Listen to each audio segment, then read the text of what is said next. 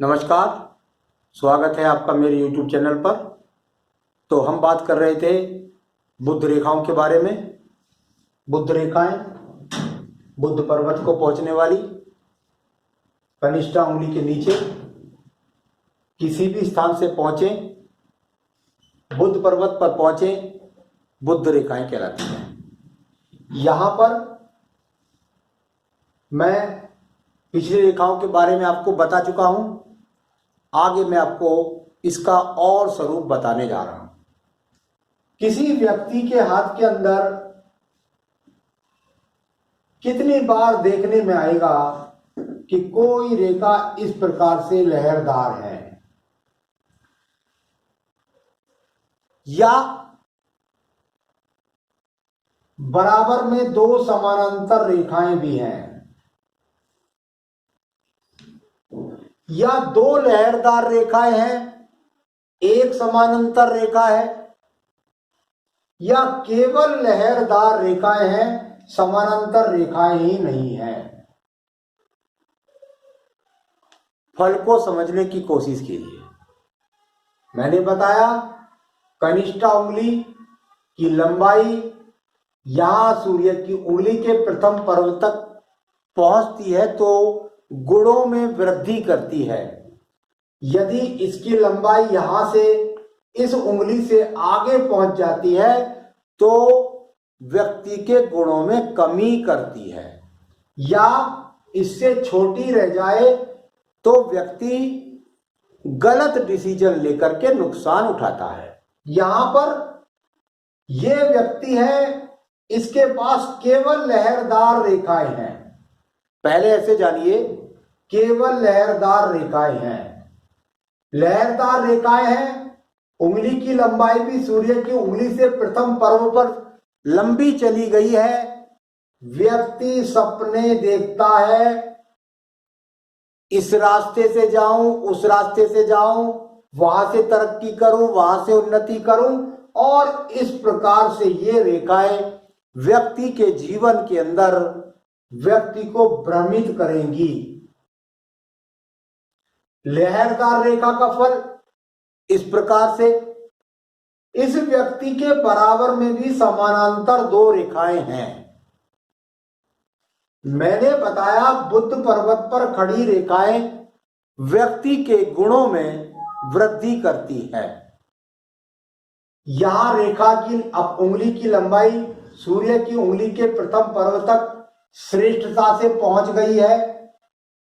इस प्रकार से यहां लहरदार रेखा के साथ दो रेखाएं भी आ गई हैं।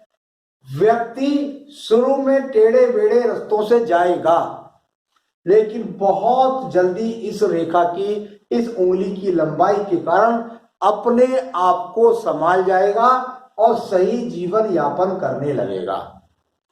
यदि यहां पर दो समानांतर रेखाएं नहीं हैं तो ये व्यक्ति के लिए अशुभ चिन्ह का काम करेंगी। एक बात, खराब चिन्ह है, यहां पर टेढ़ी मेढ़ी रेखाएं हैं, या इस रेखा के ऊपर एक रेखा यहां है और उस पर किसी भी प्रकार का बड़ा दीप बन गया, बहुत बड़ा अशुभ चिन्ह। यदि और रेखाएं यहां पर नहीं आई तो व्यक्ति पूरे जीवन के लिए अपने गलत निर्णयों के कारण अपने व्यापार में वृद्धि नहीं कर पाएगा। देखिए, बहुत बड़ी बात बोल के किसी को डराना मेरा उद्देश्य नहीं है।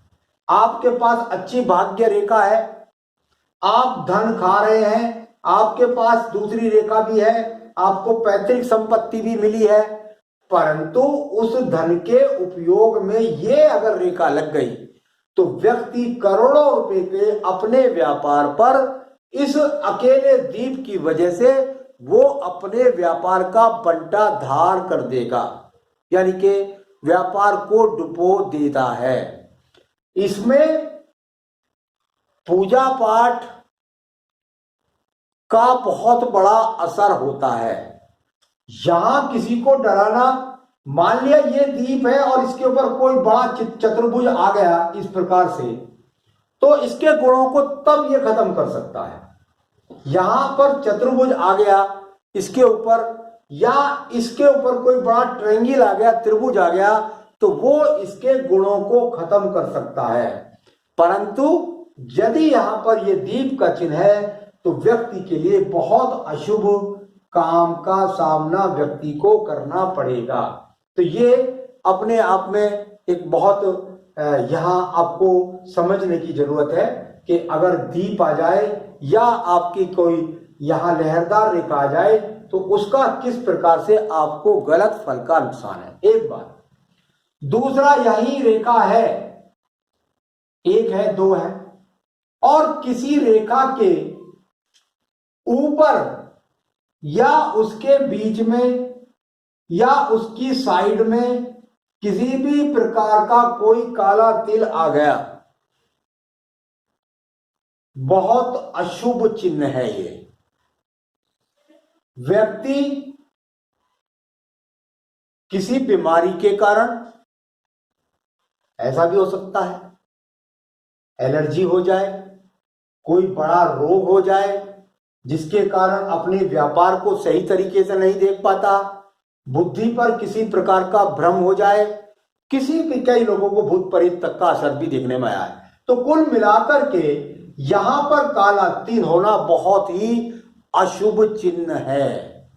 याद रखें, मैंने पिछले एपिसोड में भी बताया, आपके पास काला चिन्ह है और यदि आपकी ईश्वर की कृपा हुई, आपने मंत्र जाप किए और धीरे धीरे यहां पर इस प्रकार से बने या किसी भी प्रकार से बने और एक चतुर्भुज के अंदर ये आपका काला तिल आ गया, या आपका त्रिभुज के अंदर एक त्रिभुज का उदय हुआ धीरे धीरे और बन गया, तो वो आपको उस अनिष्ट के द्वारा बचा सकता है। ठीक है, अब मान लीजिए आपके यहां पर किसी भी प्रकार का कोई चिन्ह है और वो चिन्ह मिल जाए तो सर्वोपरि 2 रेखाएं हो, अवश्य होना चाहिए, 2 से 3 रेखाएं होनी चाहिए, और उसके बाद यहां पर आपको मिल गया एक तरह का यहां पर त्रिभुज का चिन्ह। देखने में प्रतीकात्मक रूप से कुछ लोगों के मत के अनुसार, और मैं भी मानता हूं, यदि ये इस प्रकार से दिखलाई दे कि ये एक फ्लैग का स्वरूप बनाता हुआ नजर आए या त्रिभुज का स्वरूप बनाता आए, तो ऐसा व्यक्ति अपने व्यापार के माध्यम से या अपने कार्य क्षेत्र में नौकरी के बहुत ऊंची तरक्कियों को प्राप्त करता है। ये यहां से आप इस प्रकार से त्रिभुज के द्वारा या आप यहां फ्लैग के द्वारा, कभी कभी फ्लैग का स्वरूप को अगर देखने में आए तो आपको ऐसा भी मिल सकता है। यहां पर ये रेखाएं ऋणात्मक रेखा के रूप में है। यदि ये रेखाएं आगे चली जाती हैं तो ये राहु रेखाओं का काम करेंगी, जो फलों में कमी का काम करती हैं। तो यहां इस प्रकार से भी आप जान सकते हैं कि किस प्रकार आपके पर्वतों पर यदि इस तरह का चिन्ह आ जाए तो आपको क्या नुकसान होगा। एक और रेखा देखिए, आपके पास रेखाएं हैं किसी भी प्रकार से कहीं से भी आ रही हैं, यहां भी अगर देख रहे हैं 2 3 हैं 4 हैं, परंतु उन रेखाओं को यहां पर किसी भी प्रकार से कोई आड़ी रेखा काट रही है, ये भी बहुत अशुभ चिन्ह है। ये आपके व्यापार में भारी अड़चनों का सामना कराएगा, कर्ज का सामना कराएगा, बाधाओं का सामना कराना पड़ेगा।